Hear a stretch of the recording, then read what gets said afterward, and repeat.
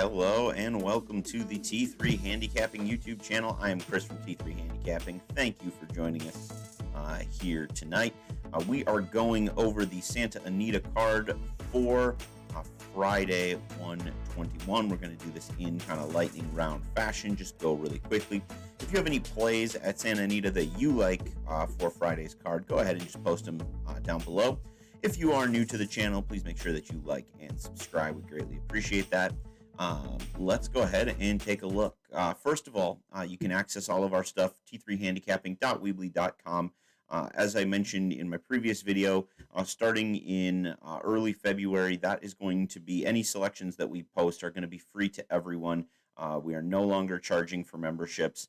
I got a promotion at work and just don't have the time to do as many tracks as I used to. And so I want to make sure that anything that I provide, since it's going to be more inconsistent, that I'm offering free of charge. You can find us right here on YouTube as well as on our Facebook page, T3 Handicapping Horse Racing, as well as on Twitter at Handicapping T3. So lots of different ways for us to get in touch.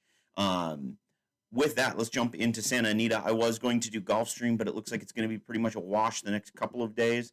I was going to look at Aqueduct, but it looks like it's going to be potentially in the negatives, which hits a nerve with me here in Minnesota as we're dealing with that cold spell as well. So neither one of those tracks was particularly appealing to me on Friday's card, just because I think the weather's going to play a big part and could have some serious impacts. And I think that's going to be for most of the tracks. However, Southern California, it's always sunny and mild. So that's where we're going to head today and take a look and try and win some money out Santa Anita way. Now, if you've played a lot of Santa Anita, you know that the front has been definitely the place to be. We're going to kind of keep that in mind. Now, when we go through here and when I do these selections in this manner, I will often do them for the lightning round. We'll just kind of go through sort of my top selections. And so I will just kind of go over like the horses that I think maybe have the best opportunity to go forward and to make some hay here, and hopefully see if we can maybe get someone home that's going to make you some cash. So let's jump right into things with race number one. Race number one is going to be going 6.5 furlongs on the turf, and that is a class level 12. My top selection here is going to be the number 4 Bowl of Cherries. Now, we are talking turf course here, so with that, it's going to obviously not be so imperative that we have front runners, but I do also like the 2 horse here, Event App, who is another possible player in this. Outside of that, I don't really need much beyond what I've got in that spot there. So that's what I'm going to do for that race. I'm going to just use those ones and kind of move on from there. And that's going to be good enough for me in race number 1. I would give a little bit of a look maybe to Beautiful Smile as well. Race number 2, we're going class level 8, 5.5 furlongs on the dirt.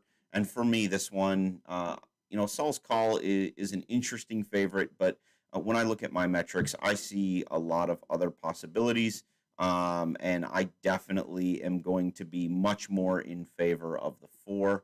But I do think that the 3 has a fairly viable chance as well. I don't need anybody other than that. So I'll take 3-4 on the A line. I actually give a slight preference to the 4, and if these odds continue to maintain, then we'll probably use the 4 in the win pool. Moving on to race number 3, this one's going to be 6 furlongs on the dirt, class level 17.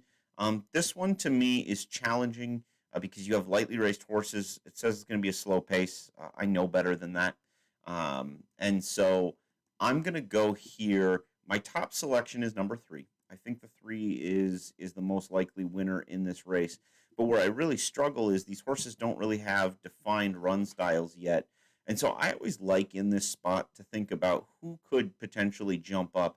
And one of the things that I see here is we've got a little bit of a bloodline situation on the number 2, where the number 2 is ranking well in a lot of these categories and also shows up really well there. So that's definitely one I want to use. Now, I know that's not terribly creative at 3-1.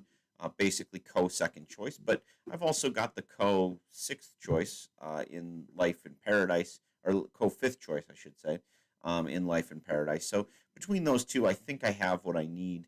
The one is kind of interesting because of the record at the distance, but at 25% in the money, that's not enough for me to say sign me up. So I'll go 2-3 there. We're keeping things pretty light here, particularly with like doubles and pick threes. You should be able to really press them up here. And so even if you're right just once, you should be able to make your money for the day, even though we're not using terribly ridiculous prices. I find at Santa Anita we just don't land on prices all that often. Doesn't mean they don't come in. I don't land on them there the way I would at say a Gulfstream Park. In this race, we're going 6 furlongs on the turf, and this is going class level 4. So these are some pretty good runners. And to me, I struggle a little bit with this one. This to me is always the kind of the great indicator. When you see that you've got basically a rainbow here in this first column, it means that the race is going to be really wide open. And I just don't really have a strong opinion one way or the other. And so with that, then I tend to kind of default to my letter grades. And because I don't really know who I like, it does seem like the top 3 are the best 3. I'll probably go with the 4 on the A line, and I'll probably just keep as a B the 1 and the 5, but press most of my money through the 4. Second choice on the morning line, hopefully creating a little separation in that way. Next up, we got race number 5, class level 10, going 8 furlongs on the dirt. We're going to be looking for speed here. Particularly inside speed tends to be really good.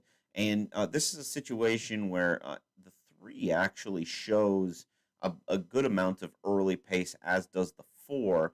And what's concerning about that is I think Mongolian Ford wants to get out there and try and run. I'm just not sure if that horse is going to be able to get down to the rail. So I want to make sure that I have some coverage in this race. I don't like the classification of closers on these horses. I just don't think on dirt that's really what I want, especially not in the Santa Anita one. So I think I'm going to actually just go here with the 3, 4, and 5 as my top selection. So I'll upgrade that 5 just in case he can get over. He does look like he might want to be the only front runner. So if I can get a 3, 4, 5 on my A line, I would put the B, or the B line, I'd have the 6 as well. But again, I'm a little nervous about the fact that the 6 wants to close, and I just don't see it here with the race flow and the pace. So a 6 is probably one I'll look to leave off my ticket, but definitely I want to have the 3, the 4, and the 5. Moving on then to race number 6, we've got 9 furlongs on the turf, and we're going a class level 5. So if you're new to the channel, low class levels are better, high class levels are worse. I should have mentioned that already. But if we look here, again, I wish I was doing something creative. You can see that we pretty much follow the line down. The one thing that I don't have is a real high aggregate grade on Beautiful Gift.